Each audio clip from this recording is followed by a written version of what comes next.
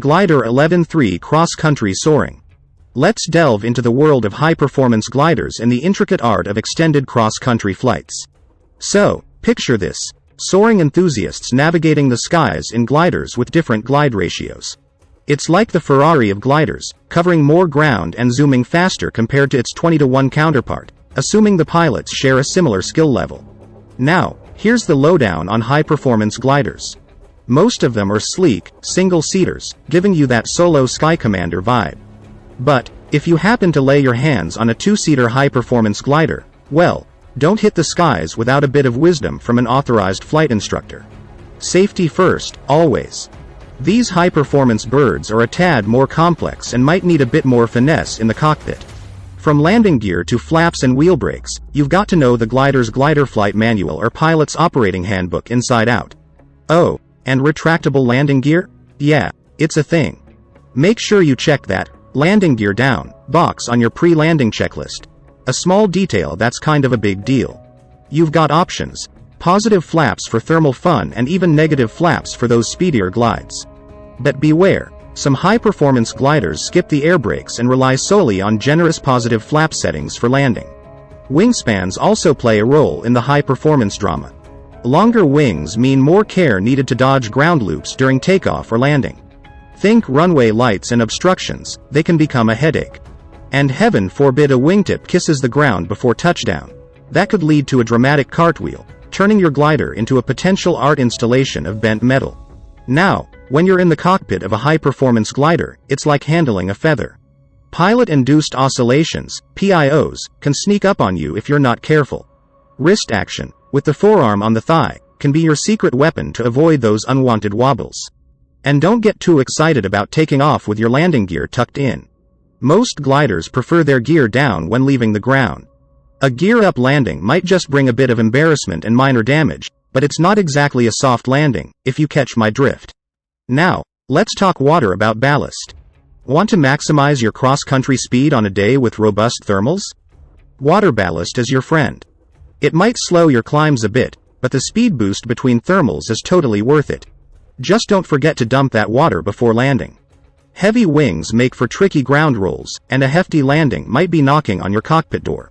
Water ballast can be a tricky game. Different gliders, different systems. Leaks can be a headache, and filling without proper venting can lead to structural damage. Plus, it's crucial to make sure both wings are carrying the same water weight. Trust me, you don't want a lopsided glider attempting takeoff.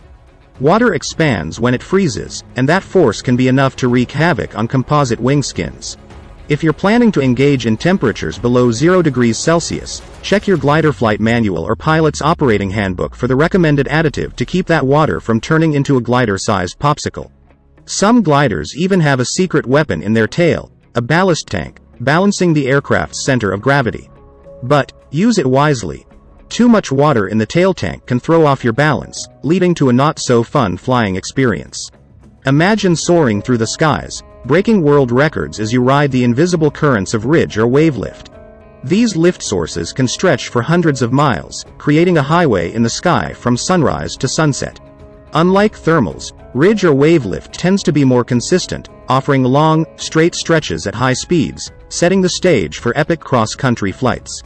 Cross-country flight on ridge lift demands razor-sharp focus, especially when cruising close to the ridge crest where the air can get turbulent.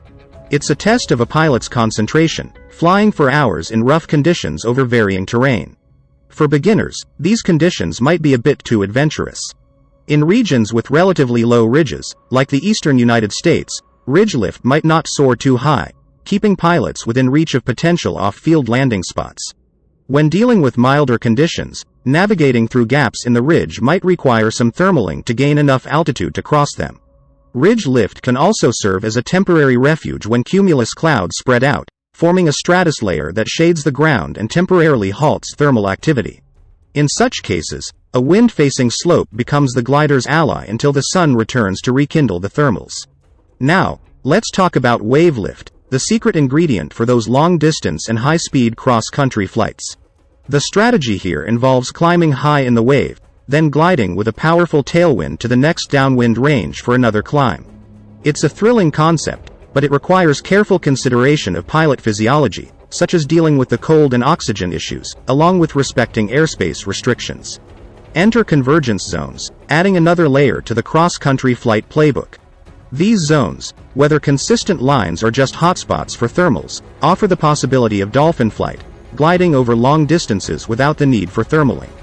This can be particularly handy when flying low, with an eye out for local, small-scale convergence that can guide the pilot to thermal triggers, allowing a climb back to a comfortable cruising altitude. What makes these cross-country adventures truly exhilarating is the possibility of encountering ridge, thermal, wave, and convergence lift all in one flight.